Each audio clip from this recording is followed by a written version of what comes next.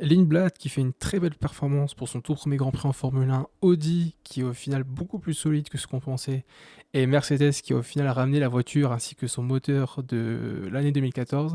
Bienvenue dans Parlons peu, Parlons F1, votre podcast Formule 1 qui reviendra aujourd'hui sur le Grand Prix d'Australie 2026, Grand Prix qui fut assez important car Grand Prix qui lance la saison 2026 de Formule 1 et surtout Grand Prix qui inaugure cette nouvelle réglementation de Formule 1, aussi bien aérodynamique que moteur, ce qui nous a permis de voir vraiment ce que chaque écurie valait sur la piste par rapport aux essais libres, qui était toujours cette période où on était dans le doute en se disant lui ment, lui bluffe. Donc là, on a vraiment une vraie idée de tout ce qui va se passer en piste, aussi comment les voitures vont se comporter, comment la course va être.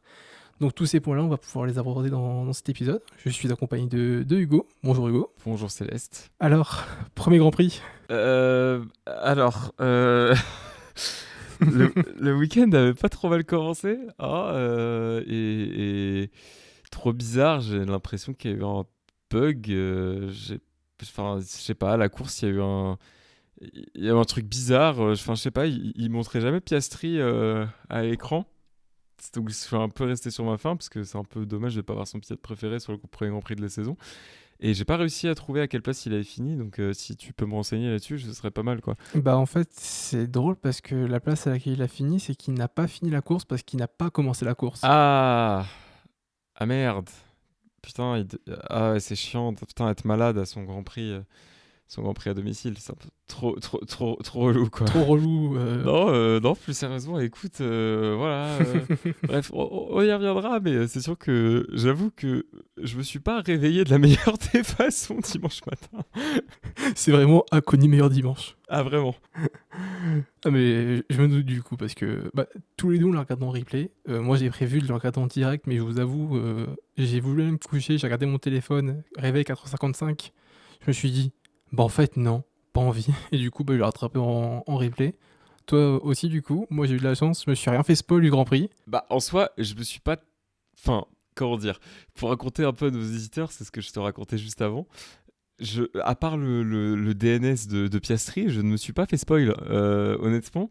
C'est juste que j'avais volontairement pas ouvert les réseaux, genre voilà, et moi j'ai besoin d'un peu de stimulation le matin pour me motiver, à aller voir le Grand Prix. Et je me suis dit, je vais mettre une vidéo YouTube, mais rien à voir avec de la F1, vraiment, genre juste, je sais pas, j'ouvre YouTube et je me mets une vidéo en fond, ça va me motiver à sortir. Et j'ai à peine eu le temps de comprendre ce qui se passait que j'arrive à l'endroit où le résumé du Grand Prix sur YouTube de Canal+, vraiment la première image, puisque YouTube sur mobile en tout cas fait des prévisualisations des vidéos, et la première image c'est vraiment une McLaren dans l'herbe et mon œil va sur la radio et je vois vraiment Piastri et j'étais en mode ah, putain. Et il faut savoir que quand j'ai mis le replay du coup, ce n'était pas inclus dedans, c'est-à-dire que si je n'avais pas été spoil, j'aurais juste vu un emplacement vide sur la grille sans comprendre pourquoi, ça aurait été peut-être pire en fait. Mais ouais, moi j'ai lancé le Grand Prix, vraiment, pour ceux qui du coup ont encore l'occasion de voir le replay sur Canal, vous lancez le replay, c'est vraiment, on voit même pas le tour de formation. Ils sont déjà sur la grille, on a la vue derrière la safety car, on voit les feux qui s'allument, qui s'éteignent, c'est tout. Et là on voit le du coup classement sur la gauche, et là je vois Piastri out, et je vois marqué Hulk in pit, et je me dis, comment ça Piastri est out, et comment ça Hülkenberg est déjà au stand? Mais c'est même pas le tour de formation, en plus c'est le tour de mise en grille, c'est ça qui est terrible. Et en fait, pendant tout le Grand Prix, ils l'ont pratiquement pas évoqué. Bah ouais. Pour l'instant, on n'a pas encore eu d'explication, parce que autant Max en qualif, on y reviendra, on a eu des explications par rapport à ça, autant Piastri, j'ai vraiment rien vu passer dans mes recherches, j'ai regardé quelques débriefs d'autres créateurs de contenu, j'ai rien vu dans leurs vidéos où ils parlaient des raisons du crash de Piastri, donc bon, peut-être qu'on aura plus d'infos dans la semaine, mais c'est vrai que bizarre. Je pense qu'on les a pas encore et que il y a quelque chose qui, pour moi, a quand même un rapport aussi avec le crash que Max a pu avoir en qualif. Ça, Ouais, ça ressemble pas mal quand même, genre vraiment sur un vibreur. Où en plus, c'était un tour de mise en grille, il n'était pas à une vitesse exceptionnelle, hein. Et sur un vibreur où la voiture est pas du tout censée se comporter comme ça, d'un coup le train arrière décroche et ça l'envoie à la faute. Et c'est Julien Febvre qui disait ça en direct, mais c'est irrationnel qu'une F1 décroche comme ça. Donc je pense qu'il y a on n'a pas les raisons officielles et tout sur Piastri, mais à mon avis la réglementation va amener des, des manières différentes de faire aussi. Et je pense que c'est un genre de crash qu'on va voir plutôt souvent à mon avis. Enfin, en tout cas au début. Bah regarde, on en a déjà eu deux ce week-end. Donc ouais, je pense que c'est des trucs sur les premiers GP, on en verra pas mal. D'ailleurs, qu'il y aura beaucoup de changements de réglementation. Ça aussi, je pense qu'on pourra peut-être en reparler un petit peu parce qu'il y a déjà des choses dont on parle qui arriveraient pour le Japon, etc. Des plaintes au niveau des écuries sur la partie électrique. Donc bon, on aura le temps d'en revenir. Je te propose qu'on commence. On revient un petit peu sur les essais et les qualifs. Qu'est-ce que t'en penses? Let's go. Bah écoutez, les essais libres, nous, on les a pas trop regardés, je vous avoue, parce que c'était des 2h30 et 7h à chaque fois, c'était horrible. Surtout que personnellement j'étais en pleine semaine de taf, enfin, vous avez bien entendu mon état à la fin de l'épisode précédent, j'étais absolument exténué. Donc ouais non, j'ai pas du tout regardé, j'ai regardé des résumés mais pas tant que ça. Si en vrai j'ai un peu regardé les essais libres 1, j'étais motivé, je me suis tapé un replay, mais après j'ai fini sur un résumé pour les deux. Mais je pense que du coup on n'est pas les plus à même d'en parler, si ce n'est qu'en soi, ce que tu avais dit et ce qui en soi était prévisible, c'est réalisé. C'est-à-dire que Mercedes a plutôt caché son jeu sur les premières séances, et enfin globalement les séances globales. Ferrari, du coup, s'est un peu plus montré, etc. Et on a vu des belles choses. Et puis en fait, voilà, Mercedes a dominé ce week-end comme on s'y attendait. Après, je sais pas si tu veux revenir plus en détail sur certains trucs. Pour les essais libres, moi j'avais regardé le 1 en direct, parce que je n'arrivais pas à dormir ce soir-là. Le 2, je les ai pas vus, et les 3, je les ai vus à moitié en direct, et j'ai rattrapé un peu le lendemain.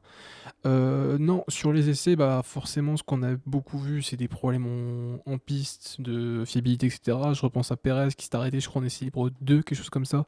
Chose qui est assez logique. Enfin, en course, on en a eu plein de trucs comme ça, donc rien d'étonnant.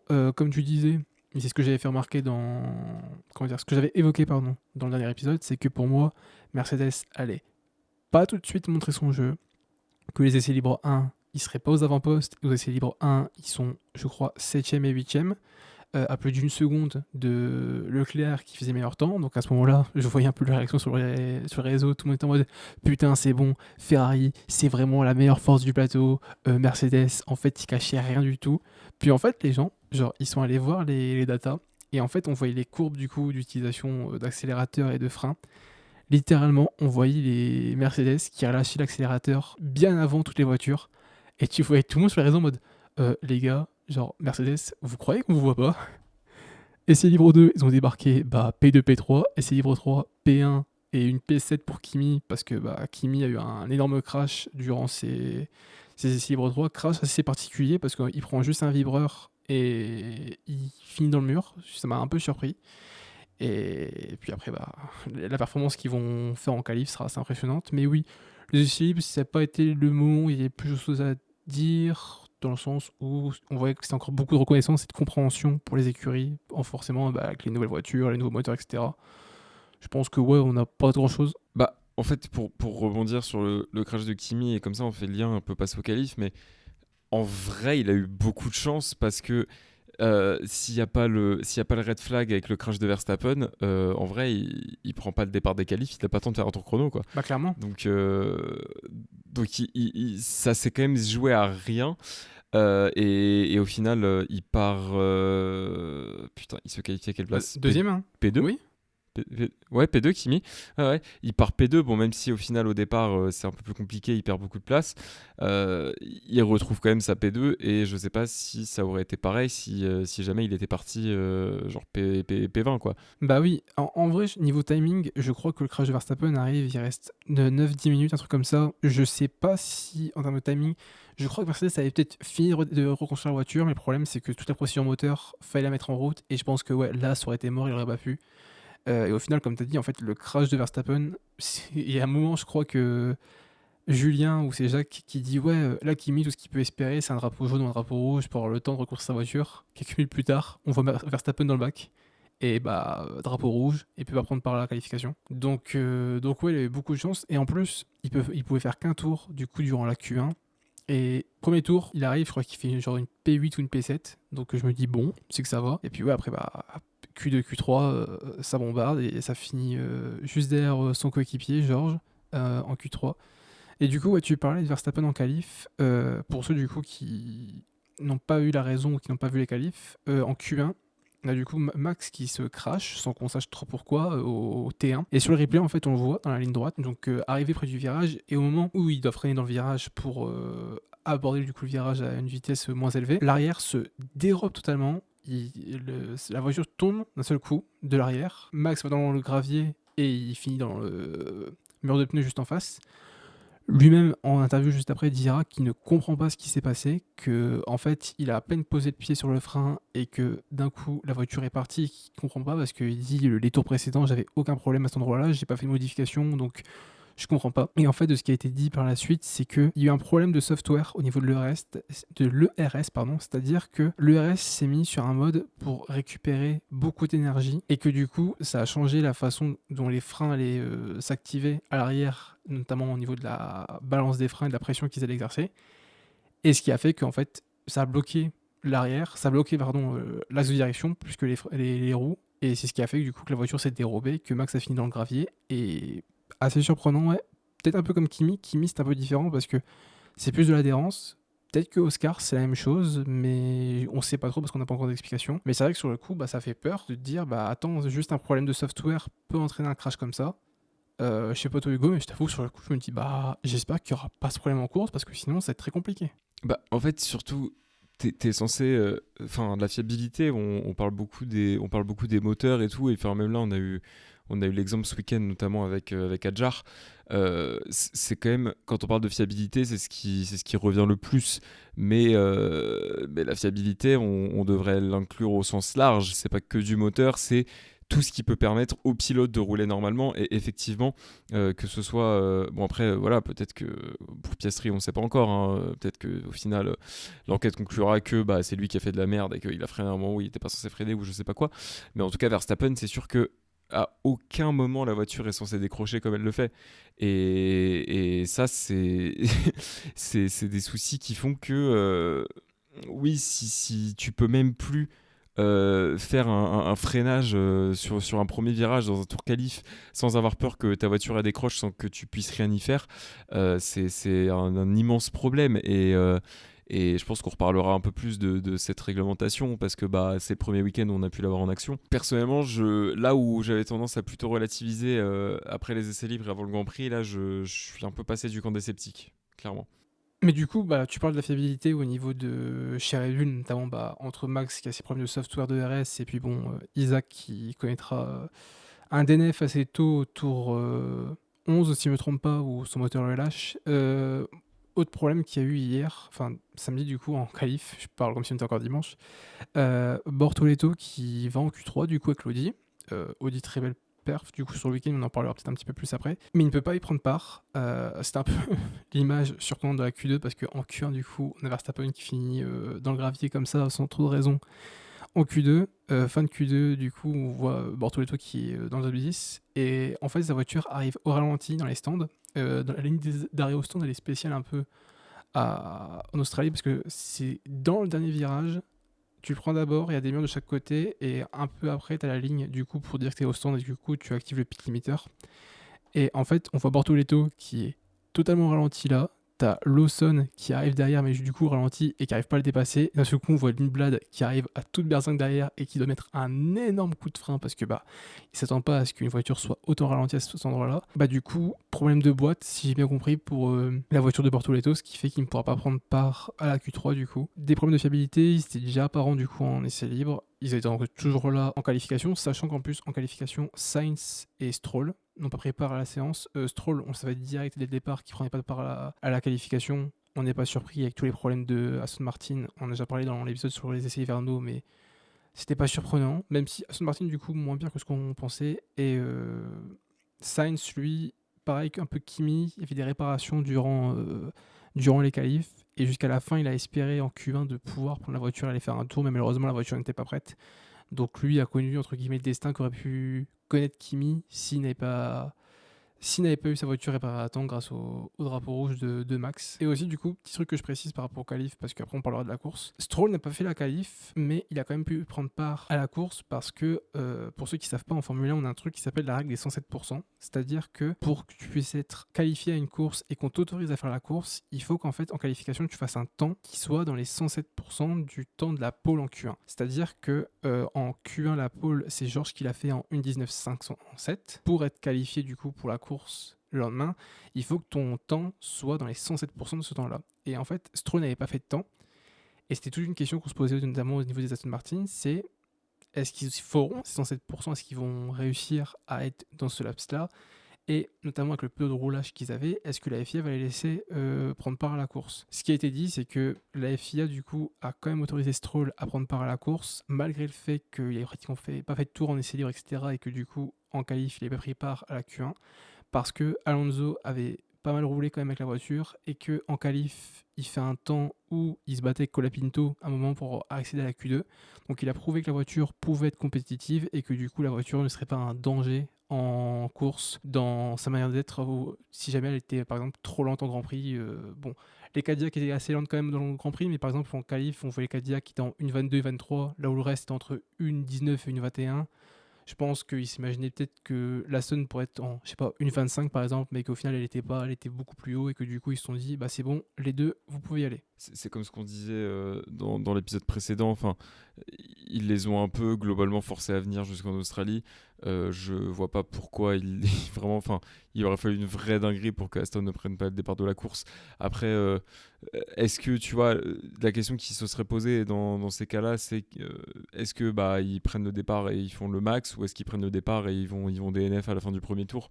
Mais je pense qu'il y avait du côté de la Formule 1, du côté d'Aston, il y avait une volonté de prendre ce départ dans tous les cas. Donc, à mon avis, voilà. Mais en fait, faut quand même rappeler que Stroll ne roule pas de tout le samedi, que ce soit les essais 3 ou les qualifs. Il ne fait pas un seul tour le samedi. Mais oui. Et c'est compliqué à envisager parce que c'est vrai que, comme tu dis, à ce moment-là, on se dit, mais c'est absolument catastrophique pour Aston Martin.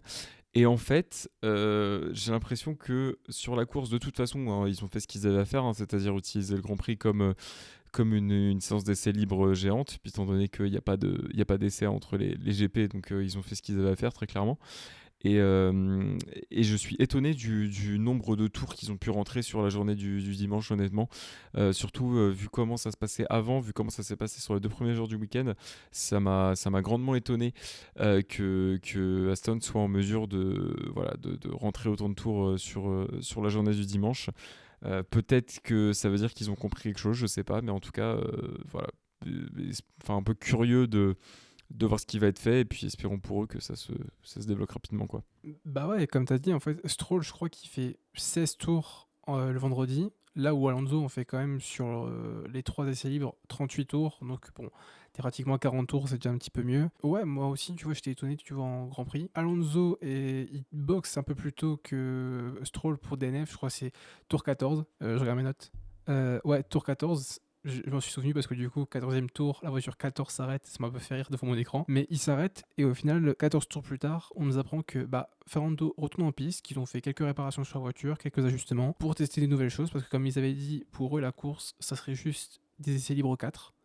Et ils les ont utilisés comme tels. Et au final, ouais, Alonso, il finit par DNF tour 35, 7 tours après. Et Stroll, il finit à 15 tours de George, donc en fait, il n'est pas classé. Mais ouais, je dis pas belle surprise, mais je m'attendais à tellement pire pour Aston Martin qu'au final, leur week-end est pas si mal. Je mets des très très très gros guillemets sur ce que je dis, mais c'est vrai que le pessimisme qu'il y avait autour de l'écurie, tout ce qu'on entendait autour de l'écurie, on reparlait des déclarations de Newey en conférence de presse le jeudi qui avait l'air totalement déconnecté sur ce qui se passait. Au final, je me dis c'est peut-être dans la bonne voie. Plus qu'à voir du coup au niveau du moteur si Honda arrive rapidement à corriger ses problèmes. Faut pas oublier qu'au départ de la course, Alonso quand même il arrive genre P10 au premier tour. Et quand je l'ai vu aussi haut, je me dis il y a peut-être un truc. Parce que c'était le bazar un peu sur le devant. Sur l'arrière de la course, c'était un petit peu moins le bazar au départ. Et Alonso a pu se frayer un chemin comme ça et arriver P10. Je me suis dit Peut-être qu'il y a un truc à faire pour les Aston. Bon, il est vite redescendu dans les classements, mais c'est qu'il y a un truc à trouver chez Aston Martin. Et comme ils n'arrêtent pas de le dire, une fois qu'on aura réglé ces problèmes de moteur, on pourra enfin se concentrer sur le potentiel qu'a cette voiture et pouvoir le libérer pour pouvoir aller se battre avec ce qu'on a et voir comment on peut améliorer plus que comment fiabiliser la chose. Donc voilà, je sais pas si tu as encore d'autres choses à rajouter sur les qualifs. Là, je pense qu'on peut parler un peu plus globalement de la course. Ouais, oui, on peut parler de la course en soi. Bon, bah, de toute façon, on l'a un peu fait. On a commencé à parler d'Aston. Un des sujets qu'on a nous deux coché là-dessus, c'est Audi, effectivement, comme tu l'as dit, qui, pareil, on peut faire ce lien-là aussi, qui arrive à mettre. Enfin, dans tous les cas, les voitures étaient en concurrence pour savoir qui allait prendre la dernière place en Q3. Mais Audi arrive à placer une voiture en Q3. Bon, malheureusement, comme tu l'as dit, ça prend pas le départ, mais la performance est là. Bon, après, en étant réaliste, on voit bien que les teams qui seront en Q3, en tout cas au début de saison, ce sera les 4 top teams et Racing Bulls, parce que là, si Audi peut aller en Q3, c'est parce que Max se crache et que du coup, il y a une place en plus. Sinon, on voit bien que dans la hiérarchie, il y a ces 5 teams-là qui sont avant Audi. Mais si on enlève Racing Bulls, qui, bah, pour le coup, là, se débrouille vachement bien cette année, Audi, ça reste la meilleure équipe des autres, et pour le coup bah là on a 11 écuries, donc ça veut dire qu'il en reste 6 et que dans les 6 c'est Audi qui s'en sort le mieux. Et c'est vrai que ça on n'aurait pas forcément misé dessus, dans le sens où c'est pas une écurie qui arrive de zéro, c'est une écurie on a racheté une autre, et il y a les infrastructures de Sauber, etc. On a ramené des gens qui étaient très intéressants, très compétents sur ce projet, donc c'est pas non plus étonnant, mais c'est quand même un nouveau constructeur. Ils font leur moteur eux-mêmes, ils avaient tout à designer à partir de zéro, et au final Audi s'en sort très très bien, là où ça aurait pu être hyper casse-gueule. Là où on aurait pu avoir des écuries un peu plus installées comme Haas ou Williams qui seraient devant. Remarquez que j'ai pas cité Alpine parce que bon voilà. Bref, mais Audi s'en sort vraiment bien. Et en soi, je pense pas que ce soit surprenant, parce que au vu de tout ce qui avait été mis en place, notamment la saison dernière et tout, dans la restructuration des choses, franchement, ça m'étonne pas qu'Audi s'en sorte bien à ce point-là. Et voilà, je suis plutôt content, parce qu'en vrai, je trouve que le projet avec Bortoleto et Hülkenberg, je vais y arriver. Il faudrait que Daniel Ricciardo soit là pour m'aider à le dire. Nico Hülkenberg, voilà. Ça Mon va... micro a saturé de malade. Le mien aussi, mais ça va mieux. En tout cas, on sait dire Nico Hülkenberg. Et donc oui, non, je trouve c'est quand même à féliciter, je trouve, cette performance-là, surtout que première course, je crois que première course Audi, Bortoleto, il fait P9 à la course. Enfin, en tout cas, il y a une voiture dans les points. Oui, Bortoleto fait P9. Ouais, c'est ça. Et bref, dans tous les cas, ils arrivent à mettre une voiture dans les points sur la première course, et c'était pas gagné. Et franchement, ils ont absolument assuré sur tous les points. Et même si c'était entre guillemets prévisible, de par le projet, de par les gens qui ont été ramenés là-dessus, je pense que ça reste quand même à applaudir, parce que voilà, c'est une belle performance, en tout cas pour ce week-end. Et je pense qu'en termes d'écurie, c'est vraiment la bonne surprise de ce week-end. Bah, c'est vrai que c'est un sujet dont je t'ai pas mal parlé du coup en off dans nos discussions. C'est que moi, vraiment, Audi, c'est la belle surprise du week-end. C'est-à-dire que, sorti de Hivernaux, on avait parlé dans l'épisode précédent, c'est qu'on les voyait du coup dans le deuxième midfield, si je puis dire, parce qu'on voyait vraiment As Alpine, puis ensuite un package avec Wecarb, Williams et Audi. Et au final, ils arrivent. Les essais, ça se passe pas trop mal pour eux. Notamment, bah, moi, ma question, c'était le bloc moteur Audi, est-ce qu'il va fonctionner? Ils arrivent en qualif, ils font P11, P10 en Q2. Bortoleto, du coup, ne prend pas part à la Q3. Peut-être qu'il va se passer un truc, mais avoir les deux voitures comme ça, une en Q3 et une juste aux portes de la Q3, c'est ultra positif.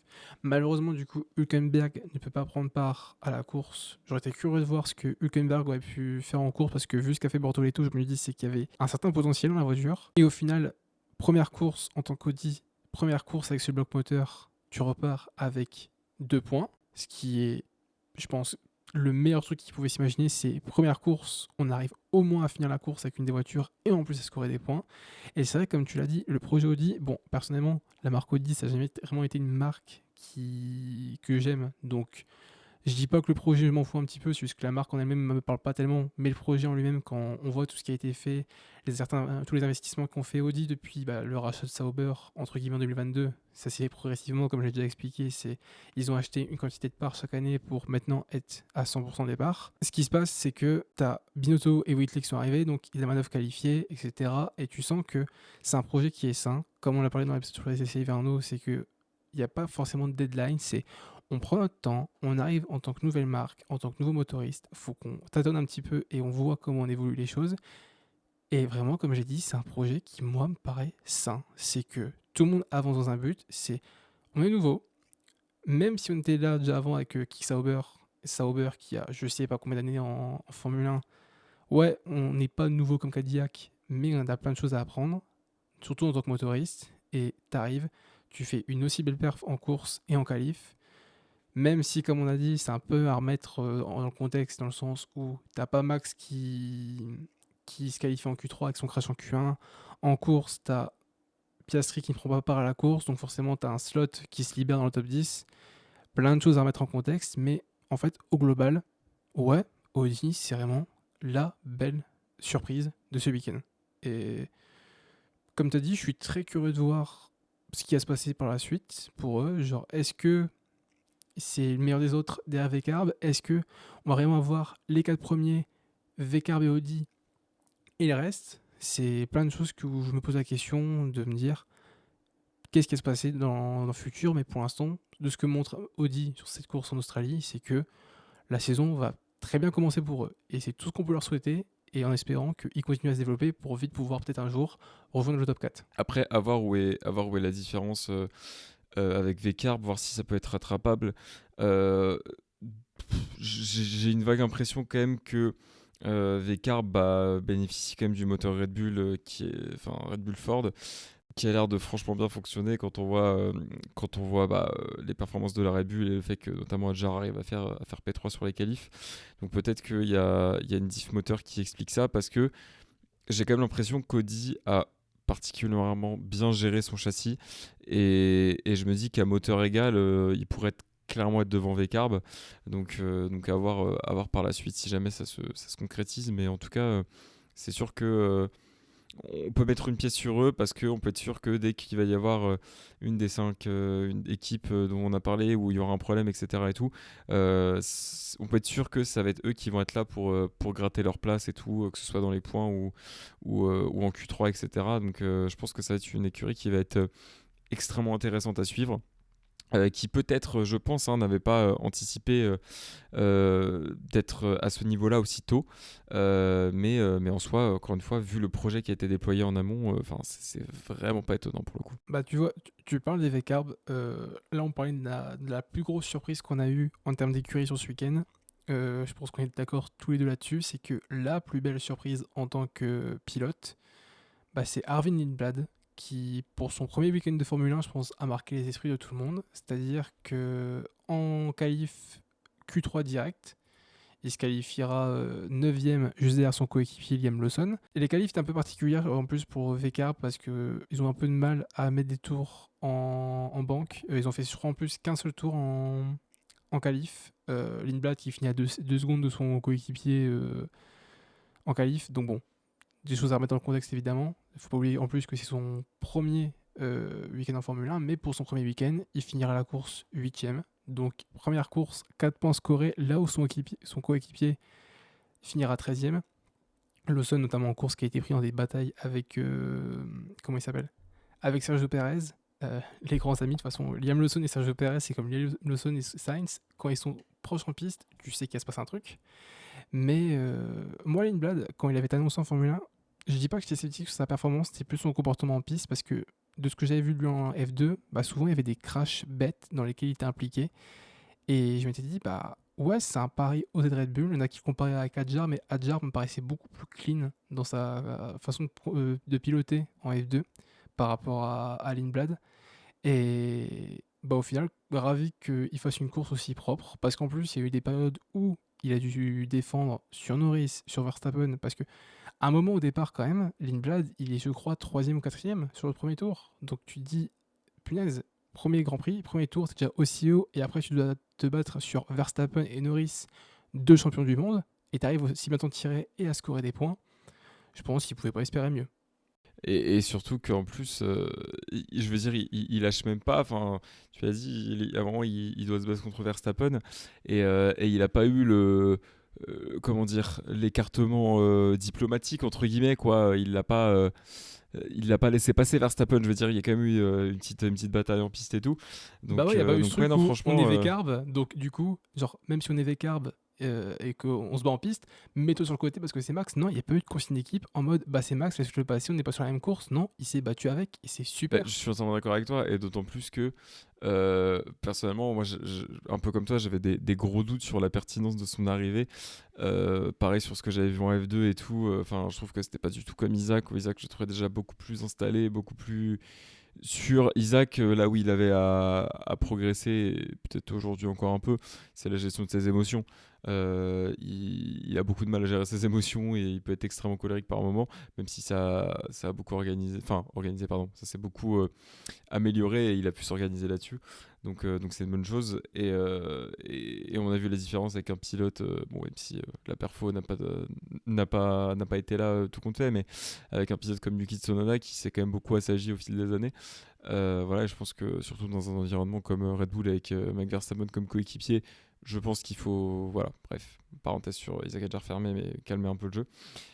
Mais ouais, Lindblad, c'est vrai que j'étais extrêmement sceptique et en même temps, j'étais plutôt content, enfin en me disant que ça allait faire un truc un peu pas mal. Enfin, c'était cool. On n'avait pas forcément de rookie ou quoi, là où 2025 a été une année avec 6 rookies. Donc c'était, je sais pas, je voyais ça d'un bon œil. En même temps, Vecarb, c'est un peu l'écurie où tu te dis, bah, de toute façon, tu peux tester des trucs là-dedans, donc pourquoi pas. Après, ça aurait été dommage pour lui de griller les étapes. Mais franchement, il a été là, que ce soit en qualif, que ce soit en course. Bien évidemment, bah, il lui manque quelques trucs parce que c'est sa première saison en F1. Avant, voilà, la F2, c'est pas pareil, etc. Et tout. Donc oui, il lui manque un petit peu l'expérience, etc. Peut-être que, et sûrement, hein, qui va causer des crashs cette saison un petit peu bête comme il l'a fait en F2. Mais en tout cas, il a montré pourquoi on lui avait fait confiance pour reprendre ce baquet-là chez Vecarb. Et voilà, pour le coup, ça peut que donner envie de s'intéresser à lui et voir ce qu'il va nous proposer sur les prochains week-ends de course. Mais j'ai envie de dire aussi attention à Liam Lawson, parce que si c'est une tendance qui se confirme, on sait que voilà, globalement, Hadjar et Verstappen étaient un peu les pilotes sûrs pour cette saison-là. On savait que Lindblad allait monter, mais après on savait que le dernier baquet du giron Red Bull était un petit peu vacant. Attention à Liam Lawson, parce que si tous les week-ends il commence par se faire battre et dominer par Lindblad, alors que bah, c'est la même voiture, etc. et tout, peut-être que ça va se poser des questions. On n'est plus sur le management Horner-Marco, mais voilà quoi, on reste sur une académie qui a énormément de pilotes, et je pense qu'il y a pas mal de jeunes qui ne demanderaient qu'à prouver. Donc peut-être attention à Liam Lawson si cette tendance se poursuit. Ouais, après, j'ai envie de dire, c'est clairement les GP de la saison. Enfin, là, on parlait de Lawson, ça me fait entre guillemets une petite transition sur un autre truc que j'ai pu remarquer. As, encore une fois. Bierman qui bat largement Ocon en course.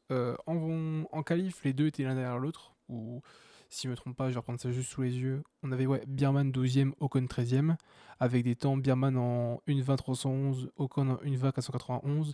C'est des temps qui sont assez proches en course. Bierman monte 7e, donc cool. Ocon fait 11e. Ocon s'est plaint au qualif d'un truc parce qu'il s'est fait éliminer en Q2 et qu'il s'attendait à mieux. Il dit qu'en termes d'exécution, ils sont un peu foirés dans la manière d'appréhender la qualification et de mettre en place tout ce qu'il fallait mettre en place pour la qualif. Et surtout, il dit qu'en qualif, il a perdu des points d'appui à l'arrière, donc sûrement que ça a dû tout modifier, son appréhension de la voiture, son feeling, etc. Et en course, notamment après course, dans son interview chez Canal+, il était très frustré. Il se plaint de grosses différences de son point de vue entre sa voiture et celle de Bierman. Il parlait notamment dans les setups qui sont totalement différents entre l'un et l'autre. Et on le voit en course, encore une fois, il y a une grosse différence. Ocon, l'année dernière, début de saison, il était au-dessus de Bierman. peut-être une fois de temps en temps, il se faisait battre. Mais bon, ça arrive. Mais dans l'ensemble, on voyait vraiment que c'était le pilote expérimenté. Et Birman était en plein apprentissage. La voiture, dès le début de saison, on savait qu'elle n'était pas designée pour son style de pilotage et qu'avec le temps, elle a été développée. Mais naturellement, elle correspondait plus à Birman. Donc, avec les évolutions, Birman en tirait plus profit. Et ça s'est beaucoup ressenti sur la deuxième moitié de saison où Birman a fait par exemple une P4 au Mexique, là où Ocon galérait juste à faire des P10. Et j'ai un peu peur que ça reparte comme ça cette saison. Ça me fait peur un peu pour l'avenir de Ocon en Formule 1, parce qu'il y a déjà des rumeurs comme quoi il y a qu'on s'appelle Douane qui est pilote de réserve chez As, que ça parle déjà que l'année prochaine, si Ocon il performe pas cette année, il sera viré et ce sera donné à sa place. Donc bon, je rappelle, c'est le premier Grand Prix de la saison. On se calme, on respire un coup. C'est pas des décisions qui vont être prises comme ça, ok? C'est juste qu'encore une fois, ça me surprend un petit peu. Ocon, surtout qu'on était frustré, et surtout par rapport aux essais hivernaux, à quel point il était enthousiaste et heureux de sa voiture. Donc voir un tel contraste entre ce qu'on a vu en essai, sur comment il se sentait dans la voiture, et aujourd'hui et hier du coup en course, j'étais un petit peu surpris. Enfin, je sais pas toi ce que tu as pensé des As durant ce week-end. Bah, en fait, d'autant plus que pour moi, sur ce dont tu parles en termes de gestion et tout, pour moi, ils sont absolument pas sur le même parcours. C'est-à-dire que Ocon est là parce que c'était galère avec Alpine et qu'il fallait bien trouver une autre écurie. Et peut-être que le projet l'a intéressé, hein, ça j'en sais rien, pour le coup je suis pas dans sa tête. Mais en vrai, Birman est là parce que As est dans le giron Ferrari, parce que As a un moteur Ferrari. Et que voilà, on se doute bien que Birman va probablement finir chez Ferrari, sûrement. Je sais pas si Charles Leclerc partira, je pense pas. Charles Leclerc, voilà, à mon avis, est plutôt destiné à faire toute sa carrière chez Ferrari. C'est Et plus puis, l'après où Lewis Hamilton, quand il partira et qu'il on prendra sa parle- carrière, que je pense si Lewis part, pas cette saison, mais saison prochaine, je voilà, pense, que Birman rejoindra à ce moment-là. ouais, je pense que ce sera plus ça, quoi, que Birman rejoindra Ferrari. Donc ils sont pas du tout dans la même optique et ils sont pas, enfin ils ont pas la même expérience en F1 et voilà quoi. Birman, la saison dernière, c'est sa première saison complète, donc ça n'a rien à voir avec Ocon. Et pourtant, on sent que oui, effectivement, Birman, de manière générale, prend mieux en main cette voiture qu'Ocon. Ocon se bat pendant longtemps avec Gasly pour la P10 et pour le point. Mais en fait, pendant ce temps-là, il y a Birman qui est déjà bien installé dans les points. Donc, je sais pas, j'ai l'impression que dans tous les cas, Ocon a peut-être fait son temps. Même lui le disait en disant que pour l'instant, il avait un peu rien accompli dans sa carrière en F1. Donc voilà, je pense que c'est quand même un peu tôt pour, comme tu dis, pour se poser des questions. Et voilà quoi, que dans tous les cas, c'est aussi les rumeurs qui vont dans tous les sens, ça fait partie du jeu. Mais en fait, dans tous les cas, même si Ocon est un vainqueur de Grand Prix, même si voilà, bon, il est là depuis plus longtemps, personnellement, je ne serais pas étonné de voir Birman le battre au global, que ce soit sur de la qualif ou du Grand Prix. Honnêtement, je pense que Birman a beaucoup plus à montrer et à jouer et que c'est pour ça qu'il risque d'être pas mal devant Ocon. Oui, enfin, comme on a dit, premier Grand Prix, une nouvelle réglementation, beaucoup de choses qui sont compliquées, donc bon, on se dit peut-être que c'est juste un mauvais Grand Prix et que la semaine prochaine, quand Esteban fera la pole devant les Mercedes avec 3 secondes d'avance, on n'en parlera plus. Mais écoute, avant de parler peut-être de la bataille entre Mercedes et Ferrari du coup durant la course, il y a peut-être un dernier sujet que j'ai envie d'aborder. Sujet positif, on va dire. J'en avais parlé dans les essais hivernaux, c'est que Cadillac ont quand même réussi à finir la course avec une de leurs voitures. Bottas DNF assez tôt dans le Grand Prix, enfin assez tôt. Tour 18, si je ne me trompe pas, au moment de la deuxième VSC, avec notamment la fermeture des arrêts au stand. Pérez, du coup, qui finit le Grand Prix. Il finit le Grand Prix avec 3 tours de retard, donc bon, quand même un sacré retard, mais je pense qu'on s'y attendait un petit peu tous de la part de Cadillac qu'ils soient autant en retard. Pareil en qualif, ils étaient facilement à 2-3 secondes du groupe, entre guillemets, sauf eux et Aston. Donc, moi, j'étais plutôt content. On sentait que c'était vraiment une libération pour l'équipe de premier Grand Prix. Voilà, on a réussi à aller jusqu'au bout. Bon, je sais pas si vous avez vu les on-board à la fin, mais il y a un on-board de Pérez qui finit la course. Littéralement, il y a ses rétroviseurs qui sont à deux doigts de lâcher. Donc je pense qu'il y a encore beaucoup de choses de fiabilisation, etc. du côté de Cadillac. L'avantage, c'est qu'ils partent avec le moteur Ferrari, qui semble être un moteur assez fiable. Donc, comme l'a dit à la fin de la course, Pérez, c'est Ouais, c'est bien, on a fini une course, c'est qu'on va dans le bon sens, mais il va falloir vite qu'on trouve comment débloquer tout le potentiel de la voiture.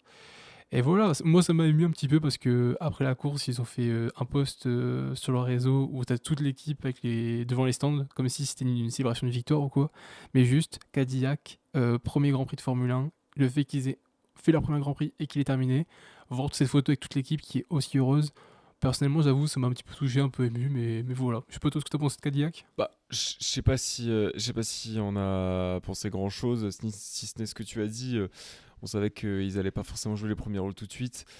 Déjà être en mesure de finir une course, c'est très bien. Maintenant, voilà, on sait que ça part de zéro, très clairement, que voilà, on a misé sur des pilotes d'expérience pour aller développer ce projet-là. Mais en fait, ils ont littéralement un train de retard, ils ont pas, ils ont pas les infrastructures, etc. Et tout. Donc oui, de te dire que ils ont pu faire toute une course à 100% sans passer par le garage, etc. et tout, et la terminer, et que ce n'est pas le cas par exemple d'Aston Martin qui est déjà bien instauré en F1 depuis quelques années, oui c'est positif. Maintenant pour le coup, je pense que c'est vraiment une équipe où il n'y a pas à avoir d'attente dessus, voilà, en tout cas sur cette saison-là, et on verra un petit peu ce que ça donne sur la saison d'après, mais déjà moi je pense que tant qu'on aura ce duo de pilotes là, il n'y aura pas forcément de choses intéressantes qui seront faites. Je pense qu'une fois qu'ils vont commencer à avoir un petit potentiel développé et tout, ils prendront peut-être un pilote qui sera un peu plus jeune et tout, et je pense qu'à partir de là, ça peut être intéressant. Mais en tout cas, à mon avis, tant que le line-up, ce sera un Bottas Perez qui, pour moi, est clairement là pour apporter l'expérience de la F1 pour développer l'équipe. Tant que ce line-up là sera là, ça veut dire qu'on n'est pas prêt à être compétitif du côté de chez Cadillac. Et c'est ok en soi, hein, ils viennent d'arriver, donc il faut le temps de se développer. Mais en tout cas, ouais, c'est vrai que pour cette saison, à mon avis, ça sert à rien d'en attendre trop, très clairement. Donc voilà, je sais pas si tu as d'autres sujets à aborder avant qu'on parle du coup de Mercedes et Ferrari. Non, non, étant donné qu'on ne reparlera pas de ce qui s'est passé avec mon pilote préféré sur le tour de mise en grille, donc non, non, on peut parler de Mercedes et Ferrari qui sont clairement au-dessus, il n'y a y a pas photo. On a clairement Mercedes, Ferrari et le reste, globalement. Mais après, je te laisse parler, je reprendrai la parole après, mais personnellement, je trouve ça quand même assez cool parce que pour moi, c'était assez inattendu. Je m'attendais vraiment à ce que Mercedes domine les débats. Et là, en fait, même dès le premier GP de la saison, on sent qu'on a deux teams qui peuvent se disputer les victoires et potentiellement le championnat. Deux teams avec quatre très bons pilotes. Donc, pour le coup, personnellement, après, voilà, je suis pas fan de Mercedes comme toi, mais je trouve ça assez sympa qu'on puisse avoir plus qu'une écurie qui joue le titre. Bah c'est vrai que ça a été la belle surprise. Enfin, déjà, je parlais tout à l'heure un peu du sandbagging de Mercedes durant ses essais hivernaux et du coup durant ses essais libres 1 et qu'ils ont commencé à révéler la puissance de leur moteur. Après, j'avoue, quand j'ai vu la pole de Russell, ma mâchoire s'est décrochée parce que je m'attendais que Mercedes cache son jeu et que en Australie ils aient de l'avance, de l'avoir une telle avance. Waouh, vraiment c'est ultra impressionnant. Donc la belle surprise aussi, c'était du coup en course qu'au final on ait une aussi grosse bataille dans les premiers tours. Kimi était descendu un petit peu au classement, je crois que premier tour, enfin au bout de 2-3 virages, il est P8, quelque chose comme ça. Donc pendant un moment, on avait Georges et Leclerc qui se battaient, puis ensuite Lewis les a rejoints, et bien après, les Kimi les a rejoints, ce qui fait qu'à un moment, on avait vraiment ce truc où on avait Ferrari, Mercedes, Ferrari, Mercedes. Il y a des super photos sur le réseau où tu vois un moment, bah, Georges, dans ce que les gens appellent un sandwich de Ferrari, où vraiment il est dans un virage et on voit Leclerc à sa droite, Lewis à sa gauche, et t'es en mode bon, bah c'est reparti en fait, on est reparti sur une rivalité Mercedes-Ferrari comme quelle année? 2017, 2018, 2019 un petit peu, même si c'était un petit peu moins, mais ouais, super belle surprise. Dommage que Ferrari foire sa stratégie. Déjà, le fait qu'il s'arrête pas à la première VSC, ça m'avait surpris. Même Hamilton disait, mais les gars, peut-être au moins arrêter une voiture, on l'écoute pas. Et de ce qu'a dit Vasseur, C'est même pas peut-être, hein, c'est même pas peut-être, hein, c'est au-delà de ça. J'avoue, j'aime bien l'état d'esprit d'Hamilton sur cette saison pour ça. C'est que vraiment, il est même pas en mode peut-être faudrait arrêter une des voitures. Il leur reproche en leur disant au moins vous auriez dû nous arrêter, enfin un de nous deux vous auriez dû l'arrêter quoi. c'est ça. C'est vraiment le truc de et Hamilton, j'ai l'impression que dans les radios qu'on a eu, je sens qu'il est c'est pas la saison dernière, quoi. La saison dernière, il est un peu dans son adaptation, il essaye un peu, voilà, il y va à tâtons et tout. Là, rien que sur un GP, je trouvais qu'il était très affirmé. Vraiment, que ce soit ça ou Mais oui. le moment où vers la fin du GP, on lui donne une info, il est vraiment en mode ouais, t'inquiète, laisse-moi faire et tout. Enfin, là, je trouve qu'Hamilton est vraiment. On sent qu'il est beaucoup plus déterminé. Alors après, on va pas juger, hein, pour le coup, c'est un des seuls pilotes sur la grille qui a été assez à l'aise pour amener le sujet de la santé mentale et on le remercie pour ça. Et voilà, l'année 2025 qu'il a, elle est extrêmement compliquée et je pense que personne n'avait envie de le voir comme ça. Mais en tout cas, ce changement de mentalité qui se sent et la motivation qu'il a aussi, ça fait franchement plaisir parce que j'avoue que voilà, 2025 c'était une giga désillusion. Donc vraiment, s'il peut trouver du bonheur, en tout cas dans son transfert à Ferrari, alors que bon, bah voilà, Mercedes c'est la meilleure voiture, donc en plus il doit vraiment se dire putain, si j'étais resté chez Mercedes, j'aurais eu la fusée. Mais c'est vraiment ce que je me Mais suis dit, genre heureusement que Ferrari peut se battre bah avec vraiment, Mercedes parce que t'imagines, Ferrari aurait ramené une voiture et que c'est genre P4, P5 et qui voit Mercedes qui est P1. Après, bon, je tiens quand même à le rappeler parce qu'il y en a beaucoup qui disent sur les réseaux, Mercedes, dans leur plan, après 2025, Lewis, c'était bye bye, hein. C'était vraiment, je pense pas qu'en 2026, ils auraient gardé Lewis. Parce que dans ce qu'on voit dans les coulisses, c'était vraiment 2025, on essaie de placer Kimi peut-être chez Williams ou un truc comme ça pour qu'il se développe. 2026, on fout Kimi dans la Mercedes et Lewis, bah, advienne qui pourra. Donc, mais je pense quand même, ouais, dans sa manière de voir la chose, c'est que mon ancienne écurie, c'est ceux qui ont la meilleure voiture, mais moi, j'ai la deuxième meilleure voiture. Donc, je suis proche d'eux. Donc, il y a moyen que je fasse un truc. Donc, je pense aussi mentalement. Et puis, ouais, comme tu as dit, par rapport à la saison dernière, tu vois après la course qu'il a directement dit, moi, j'ai adoré la course, etc. Je trouvais ça très fun. Fin de la course, il était à quoi 4-5 secondes de Leclerc. Il finit la course, il a 6 dixièmes de Leclerc. Donc, un gros push de sa part à la fin. C'est pas des choses qu'on voyait beaucoup à la fin de saison, limite, pardon, pas à la fin de saison, mais la dernière saison, dans le sens où tu as l'impression qu'il se laissait beaucoup plus abattre et il baissait la tête et en fait il encaissait, mais il combattait pas. Ce qui était étonnant pour Hamilton, c'est que c'est un combattant. Et comme tu l'as dit, bah en fait, t'as l'impression de pendant la course, il était couteau entre les dents et il y allait. Et après, c'est super. franchement là, on est sur un truc où, comme tu l'as dit, Ferrari, bref, incompréhensible. Je veux dire, est-ce qu'on va vraiment retomber dans des travers de. Alors après, peut-être que dans leur tête, ça allait être le premier GP de la saison, donc il allait y avoir beaucoup de DNF, enfin une vraie safety car, pas qu'une VSC. Et peut-être que voilà, ils s'attendaient à ce que au moment de box leur pilote, qu'il y ait un régime spécial qui ralentit la course, et que c'est pour ça qu'il ne l'ait pas fait. Mais maintenant, moi, la question que je me suis posée aussi, c'est est-ce que vraiment on va revenir à. Enfin, on va revenir à l'ère, j'ai envie de dire. Enfin, je dis ça comme si c'était il y a enfin, bref, 300 ans. Mais est-ce qu'on va vraiment revenir à des trucs comme McLaren l'an dernier a fait avec les Papaya Rules où en fait on se dit que ah bah on va pas décaler nos deux pilotes parce qu'en fait il n'y a pas vraiment de numéro un. Il y en a un, il est depuis je sais pas combien d'années, l'autre il est 7 fois champion du monde. Donc non, on peut pas choisir entre les deux. Du coup, bah on va pas en box 1 et décaler la stratégie alors que l'autre ça pourrait le désavantager et tout. Je me suis demandé s'il y avait eu ça dans la tête des stratèges, de Ferrari. Bah pour le Et, coup, Vasseur et l'a dit après la course. Il a dit que en fait, ils avaient prévu du coup de s'arrêter pour le deuxième VSC, mais le problème c'est que quand le VSC s'enclenche, ils avaient déjà passé la ligne des stands et en fait quand ils arrivent eux au stand, les stands viennent de fermer parce que du coup la voiture de Bottas est en train d'être poussée dans les stands.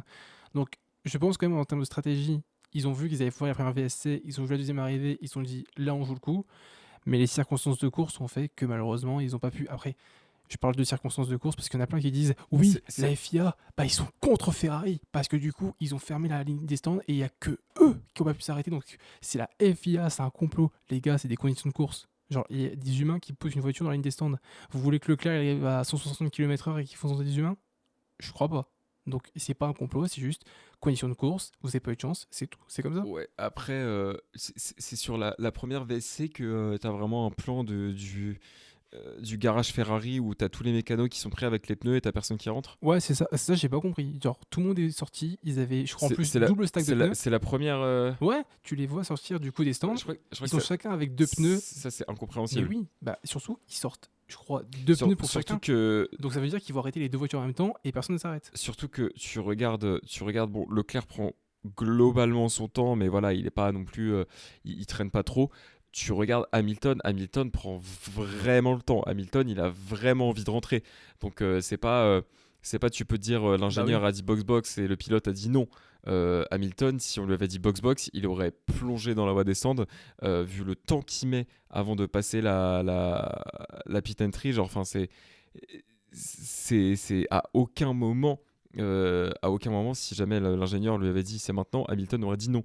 Donc c'est extrêmement curieux.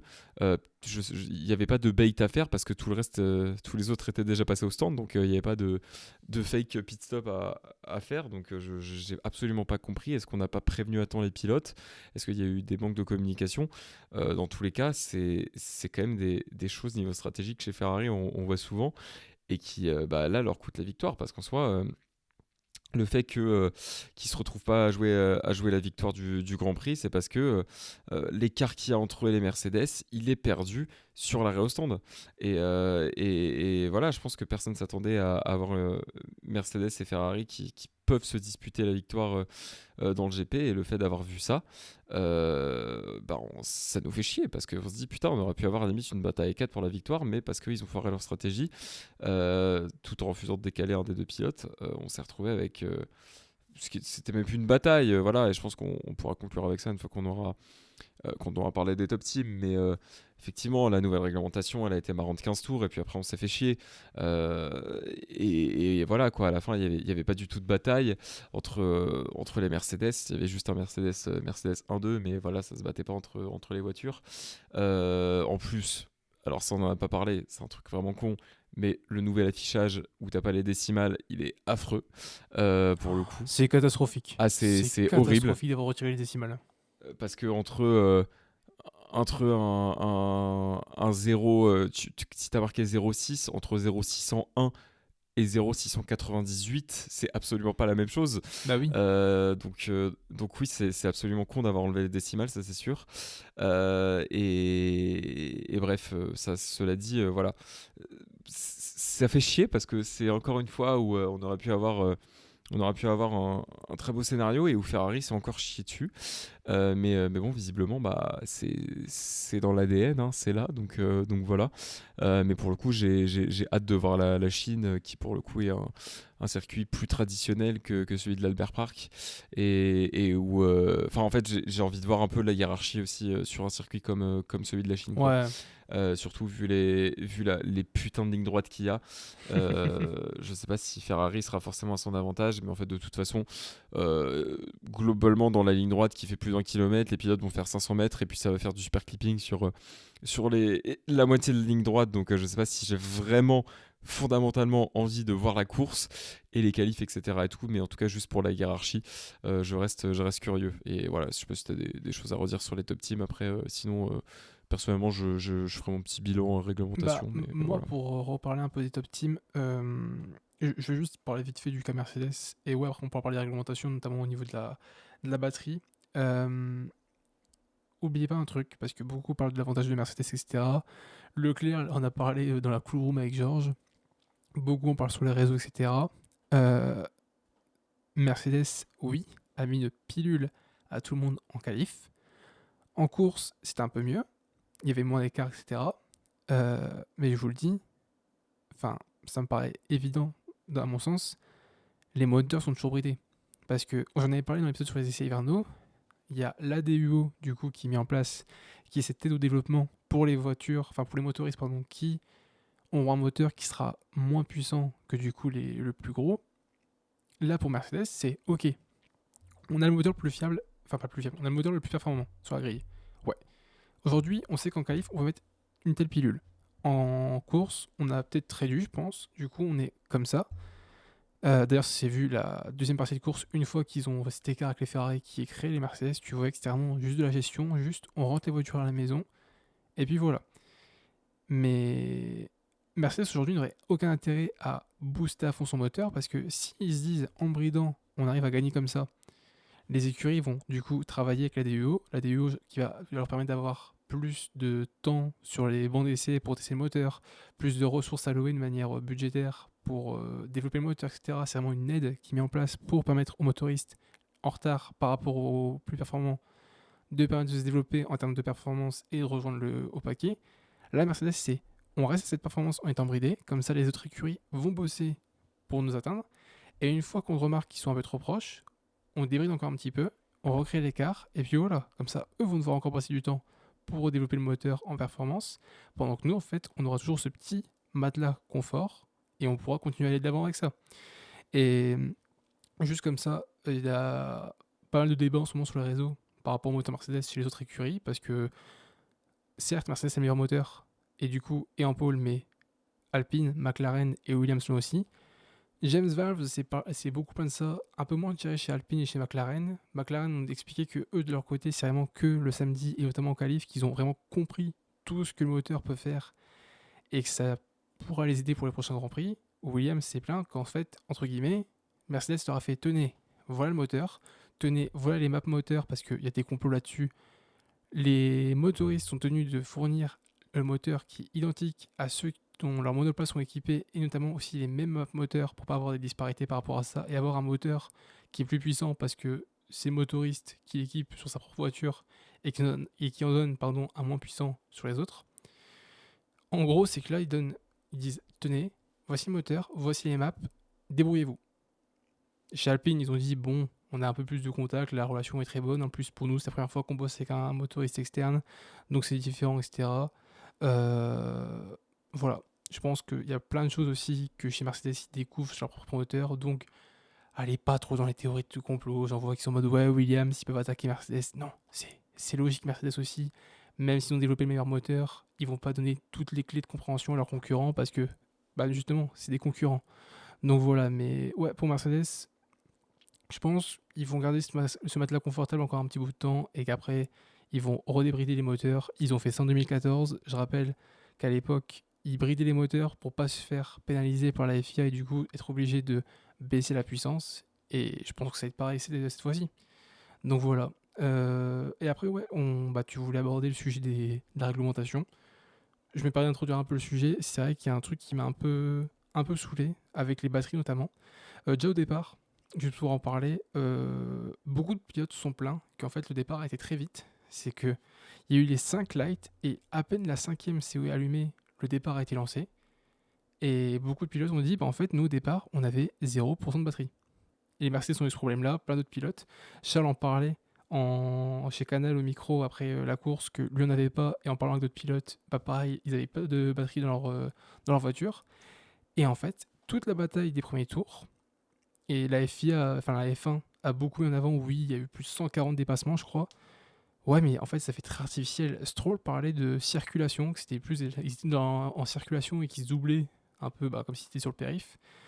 Je vois un peu ce qu'il veut dire parce que la bataille Mercedes-Ferrari et surtout Charles-George, j'ai vraiment l'impression que c'était il y en a un qui est derrière l'autre, il utilise sa batterie, il repasse devant l'autre, mais du coup après il a plus du tout de batterie, donc l'autre peut le repasser devant. Mais du coup vu qu'il a repassé devant, il a plus de batterie, donc l'autre peut repasser devant. Et ouais, c'était stylé de voir plein de batailles et tout, parce qu'en plus c'était inattendu, on s'attendait pas à voir une aussi grosse bataille, mais c'était... Enfin, ça manquait de clarté. Ils l'ont mis un peu pour Norris et Max, on voyait les niveaux de batterie, mais c'est vrai que pour la bataille entre les Mercedes au début, bah en fait on comprenait pas ce qui se passait parce qu'on n'avait aucune info sur l'énergie des batteries et du coup on comprenait pas genre à quel point il a déployé, à quel point il rechargeait, à quel point l'autre du coup en avait encore en stock une fois qu'il avait dépassé ou que l'autre en avait en stock une fois qu'il s'était fait dépasser. Enfin voilà, moi je trouvais que ça manquait beaucoup de visibilité et ça paraît très artificiel. Enfin je crois Hugo t'as pris même avec moi. Bah, pour moi, c'est vraiment exactement ce que tu as dit, c'est que sur la bataille du début, c'était vraiment à qui avait la batterie, qui avait le mode overtake aussi. Euh, et effectivement, moi, j'ai fait cette comparaison-là en privé, je vais la refaire ici, en m'expliquant, mais moi, ce GP d'Australie, je l'ai vécu un peu comme j'ai vécu à la sortie de Spider-Man No Way Home. C'est-à-dire que au début, ça arrive, il y a l'effet waouh, on est content. Soit on a plein de dépassements et une bataille à 3 pour la P1, soit on a 3 Spider-Man dans le même film. Et puis en fait, quand on y repense, on se dit que ah ouais, mais est-ce que c'était vraiment utile? Est-ce que dans le fond, c'est ça qu'on recherchait? Est-ce que c'était la meilleure manière d'amener ce truc-là? Et la réponse est non, parce que même si il y avait... Enfin, énormément de dépassements comme l'a mis en avant le compte de la F1 et en même temps c'était logique hein, une des grosses remarques critiques de l'effet de sol c'était qu'il n'y avait pas assez de dépassements donc du coup maintenant qu'ils ont assez de dépassements ils vont s'en vanter, c'est fortement normal, voilà, enfin normal, je veux dire dans une logique de com, hein, bien sûr. Et, euh, et ouais, en fait, bah, dans une réglementation qui serait un peu maîtrisée, où on n'aurait pas autant d'écart, peut-être que ça pourrait être intéressant et qu'on pourrait avoir des belles batailles. Et encore, j'en suis pas convaincu, parce que par essence, la réglementation, ça a l'air d'être ça. Ça a l'air d'être vraiment qui a sa batterie et qui va pouvoir dépasser l'autre. À partir du moment où vous avez une voiture qui est à peu près valable avec celle d'un autre pilote, pour moi, vraiment, c'est régi par ça. Et quand on voyait les graphiques des batteries, mais les vitesses, à quel point elles se vident et elles se rechargent, enfin, c'est absolument n'importe quoi. Et je sais même pas s'il y a une gestion qui est possible en fait sur ce truc. Enfin, ça m'a l'air ça m'a l'air extrêmement étrange. Enfin, Piastri avant la saison disait que cette réglementation allait permettre d'avoir des dépassements là où peut-être on s'y attendait pas. Ouais, mais pourquoi faire? Enfin, si c'est pour que pendant. C'était cool, hein, voilà, pendant 10 tours d'avoir la bataille entre Georges et Charles. Mais en fait, bah, si c'est juste quelqu'un qui fout sa batterie, comme l'a dit Leclerc, qui agit comme un champignon dans Mario Kart et que l'autre est dépassé et que sur la ligne droite d'après, bah, c'est le contraire. This is like a mushroom in Mario Ah Kart. mais vraiment la radio est exceptionnelle, hein. On dirait qu'il est défoncé et le Mario Kart est dit mais vraiment avec le bel accent francophone là c'était absolument super. Euh, mais euh, mais ouais enfin pour moi c'est une réglementation. Alors au début justement hein, moi j'avais ce truc là bon il y avait Oscar qui avait dit ça, il n'y a pas que lui mais de bah en vrai attendez parce que voilà la réglementation va permettre des choses qui n'étaient pas forcément permises par la réglementation d'avant. Donc tu te dis pourquoi pas? Pourquoi pas dans le fond? Peut-être que ça peut être une bonne chose, peut-être que ça va juste changer. Mais en fait, dans les faits, tu regardes juste les on-board, les tours de qualif ou de course. C'est pas de la Formule 1 proprement parlé. Il y a trop de composantes de gestion, de machin et tout. Il y en a qui font la comparaison avec l'endurance, il y en a qui font la comparaison avec la Formule I. Personnellement, j'ai pas assez regardé l'endurance pour me prononcer, mais en tout cas, la comparaison avec la Formule I, oui, très clairement, il y a de ça.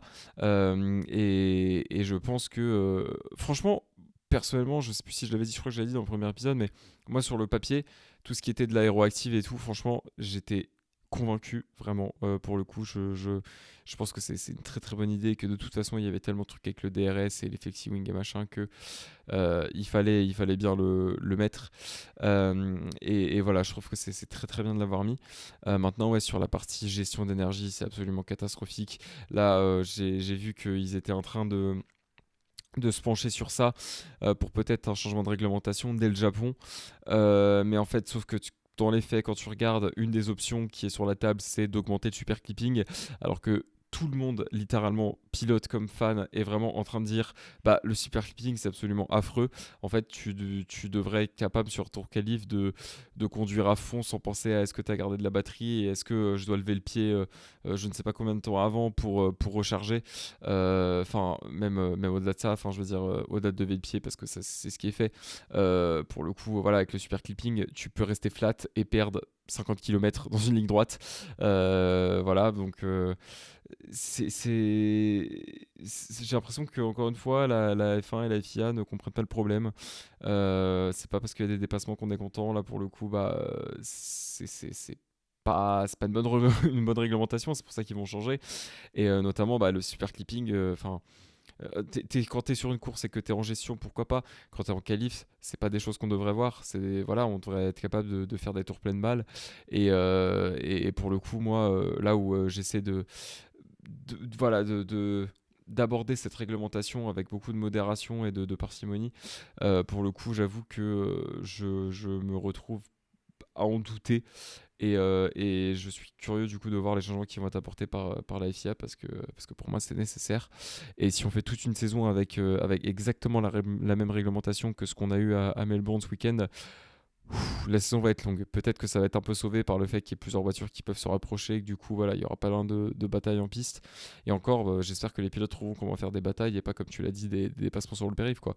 Voilà, mais c'est vrai que moi, pour l'instant, j'avoue, à part l'aéroactive, je trouve cette nouvelle réglementation absolument terrible. Comme tu as parlé du circuit de la Chine, et aussi je pense que le circuit de Melbourne, c'était vraiment le pire circuit pour débuter la saison avec ces nouvelles réglementations, c'est-à-dire que c'est un circuit où le secteur 2, limite, tu ne touches pratiquement jamais tes freins. Tu as tout ce passage, je crois, du T6 au T9 où c'est pied au fond, enfin comment dire, plein gaz, et tu ralentis jamais, et c'est là qu'on voyait le plus le super clipping apparaître, et bah du coup la batterie qui se visait le plus possible à ce moment-là. Et un truc, j'ai regardé avant d'enregistrer podcast la vidéo des pilotes par rapport à la bataille Ferrari-Mercedes, et c'est vrai qu'il avait parlé d'un truc que moi je m'étais dit, c'est que en fait quand c'est derrière la voiture que tu suis, vu que tu as cet effet d'aérodynamisme où un peu comme ce que faisait DRS, c'est que vu que tu es derrière, tu as l'aspiration et du coup tu vas plus vite. Bah, vu que tu vas plus vite avec l'aspiration, tu utilises moins la batterie, et vu que tu utilises moins la batterie, bah, tu peux plus la recharger, et donc ça sert à rien de dépasser vu que tu vas l'utiliser et qu'après bah, lui il sera derrière toi et du coup va plus recharger sa batterie. Puis tenter des dépassements, taper dans la gomme, bah en fait tu te retrouves à abîmer tes pneus.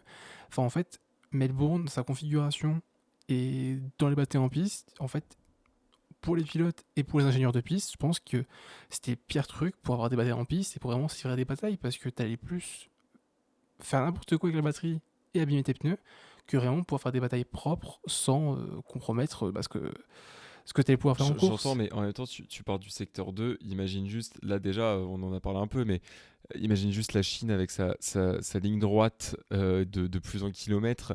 Imagine un circuit comme Monza, mais Monza, ça va être une torture avec cette réglementation. Je ne sais pas je sais pas comment ils vont faire à Monza, je sais pas comment ils vont faire à Vegas. Enfin, il y a les circuits comme ça. Même tu prends les secteurs 1 et 3 de Spa, ça va être une torture aussi. Enfin, en fait, tous les circuits où globalement il va y avoir des très longues lignes droites, mais ça va être un calvaire à suivre cette Bah, année, je tu vois, pense. genre, on va parler de la Chine du coup, on pourra faire nos pronos juste après, c'est que la Chine comparée à l'Australie, à Monza ou à Vegas, c'est que ces trois circuits-là, ils n'ont pas énormément de zones vraiment très lentes. L'Australie, à la rigueur, t'as un peu secteur 3 où t'as beaucoup de virages, enfin, t'as un gros virage lent à la fin du S2, mais après, les deux autres secteurs, ouais, tu ralentis un peu, mais t'es quand même plein balle. Le virage 3 du coup La Chine, qui te permet le virage 3, le secteur 3 pardon à Melbourne, qui du coup te permet mine de rien de recharger la c'est batterie, quoi. ça. Et tu prends la Chine, tu prends le secteur 1, t'as tout ce long virage en escargot où du coup, tu utilises peu ta batterie, tu vas l'utiliser en sortie du virage, mais après, t'as une ligne droite et c'est virage, virage. Le secteur 2 de la Chine, c'est beaucoup de virages lent ou à moyenne vitesse, pas à haute vitesse comme on pouvait avoir beaucoup à Melbourne. Certes, à cette longue ligne droite qui fait 1,2 km, où là c'est la grosse question de comment ça va se passer. Je suis curieux de voir s'il y aura déjà des ajustements en Chine par rapport au déploiement de l'énergie, etc. Ça part surtout de Melbourne, enfin de Melbourne, pardon, du Japon. Ça parle surtout du Japon, mais peut-être qu'on aura des ajustements en Chine, je sais pas. Et la Chine, je pense que ça sera bien de, comme tu as dit, voir sur un vrai circuit, un circuit fixe, pas un circuit urbain comme Melbourne, un circuit fixe avec des virages à basse vitesse, des virages à moyenne vitesse, des longues lignes droites comme on a sur la ligne droite du secteur 3 du coup comme j'ai dit qui fait 1,2 km et puis la ligne droite des stands. Moi je suis intrigué, je pense que déjà c'est un circuit que j'ai toujours beaucoup aimé la Chine et là avec ces nouvelles réglementations je suis intrigué mais pas parce que je suis hype, je suis intrigué de comment ces nouvelles voitures vont fonctionner là-bas. Donc voilà, je pense qu'on peut peut-être passer sur nos pronos pour ce week-end parce qu'en plus week-end en Chine, week-end sprint. Donc ça aussi j'ai un peu hâte de voir, c'est que une seule séance d'essai libre, ça va être vraiment la roulette russe parce que tu n'auras qu'une heure pour préparer ta voiture avec ces voitures où il y a encore beaucoup d'inconnus. C'est très tôt, je trouve, dans la saison pour un sprint. Et enfin voilà, ça me surprend un peu qu'on ait un sprint aussitôt, mais bon, c'est la FIA, c'est comme ça. Mais ouais, du coup, week-end sprint, je sais pas si les Mercedes vont refaire le coup. Enfin, je pense que si. Je pense qu'on va encore avoir Mercedes et Ferrari aux avant-postes. Euh, Du côté de Red Bull, je pense que du coup, on aura sûrement Max qui sera en Q3. Curieux de voir ce que fera Max avec cette Red Bull parce que là, il fait un P20 P6, très belle perf. Adjar était très bon aussi avant son DNF. D'ailleurs, Je reviens vite fait sur Hadjar. Il a dit qu'en gros, son DNF, c'est dû à un problème moteur qu'il y avait au début. C'est qu'il a démarré, son moteur, il a fait un bruit, il a pas compris. Il a dit tout le reste de la course, ça sonnait comme une V8 supercar, et puis le moteur est lâché. Donc bon, en espérant qu'ils soient un peu épargnés par les problèmes de fiabilité, mais curieux de voir ce que fera Max avec la Red Bull. En tout cas, il savait.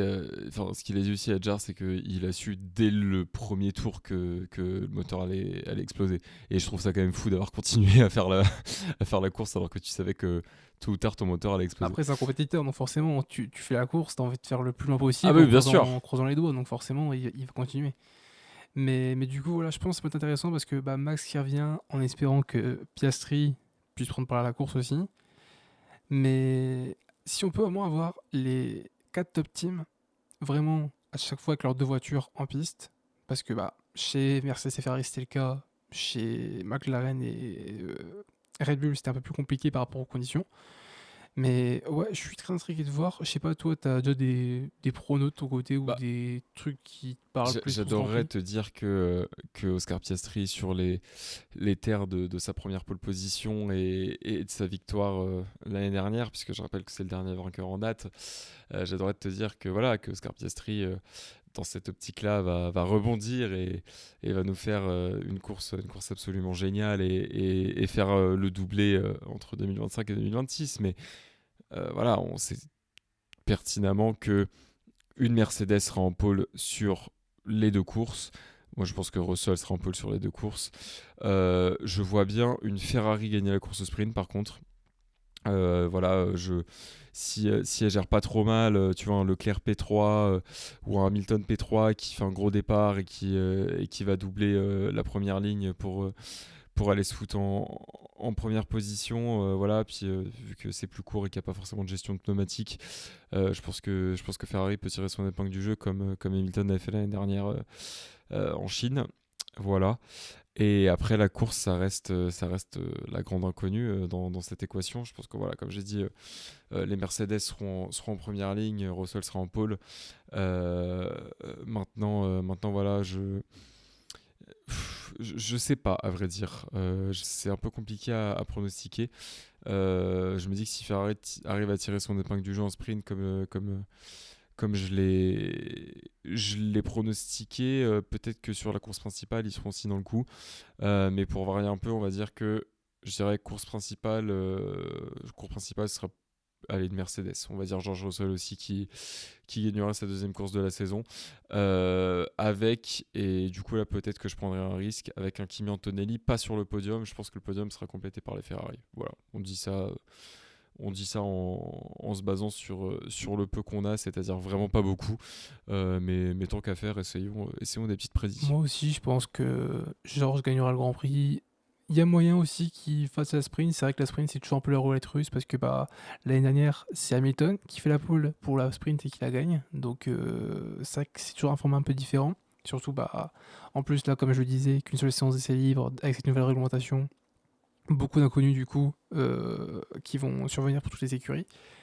Moi, ouais, je pense, ouais, bah, Georges qui fait sprint, qualif, il fait P1 et il gagne la course. Et pareil pour la course principale. Pareil, je pense qu'il y a peut-être une des deux courses où Kimi n'est pas sur le podium. Parce que si Charles et Lewis sont aussi à l'aise sur le circuit comme ils l'ont montré la semaine dernière, et aussi que Ferrari ne fasse pas de conneries, c'est vrai qu'un podium George avec Charles Lewis ou Lewis Charles ne me surprendrait pas avec un Kimi par exemple qui est genre au pied du podium et qui tu sais il a une grosse bataille avec une des Ferrari pendant un long moment et qu'en fait il lâche et qu'après il n'arrive pas à suivre, Ouais, même si bon vu la Mercedes je pense qu'il pourra. c'est la vision que j'ai un petit peu. Ben voilà, donc ça m'étonnerait quand même vu la voiture qu'il a, mais on sait jamais, il y a plein d'inconnus et encore une fois on n'a eu qu'un seul Grand Prix pour vraiment avoir une vision globale de toute la performance des écuries. On va dire, après Suzuka, on aura déjà une vraie première idée. Euh, et puis après, on verra. Mais du coup, ouais, je pense victoire de Georges en sprint et en course principale, épaule de Georges en sprint et en course principale. Et si je dois faire un pari un peu osé, je verrais bien une belle perf, peut-être de As, parce que je sais que c'est un circuit que Ocon aime bien. Bierman a fait une très belle perf du coup en Australie. Je me dis, As, je serais pas étonné d'avoir une voiture ou voire même les deux dans les points durant ce week-end. Donc voilà. Je pense qu'on a fait le tour. Je vois qu'on est à pratiquement 1h20 d'épisode. Ça va être pas mal au Trop montage. drôle quand on a dit non, mais on va pas enregistrer 1h30. Non, avec Hugo, de base, on s'était dit, ouais, les débriefs, on fera 40-45 minutes. Après aussi, c'est la première course. Il y avait Ouais, grand max. Ouais, voilà, grand max. Et encore une fois, c'était la première course de la nouvelle réglementation. Il y avait énormément de choses à aborder, forcément, plein de sujets qui étaient en suspens et plein de choses qu'on avait envie de discuter, toi et moi. Donc voilà, Hugo, plus grand chose à rajouter, je suppose. Je pense que en 1h20, à mon avis, on a le temps de faire le tour. Donc, non, plus grand chose à ajouter. Merci d'avoir écouté ce podcast si jamais vous êtes arrivé jusque-là.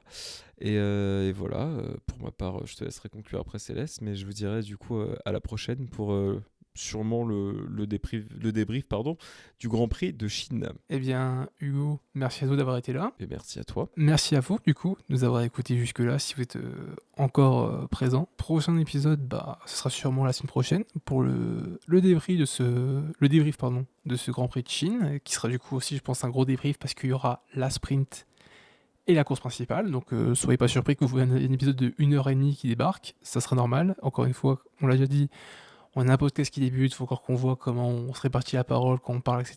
Donc soyez pas surpris que les premiers épisodes sont aussi longs, d'autant plus, comme on l'a précisé, que nouvelle réglementation, il y a beaucoup de choses à dire. Mais voilà, bah, pour ma part, je vous souhaite une bonne journée ou une bonne soirée, et puis bah, je vous dis à la prochaine.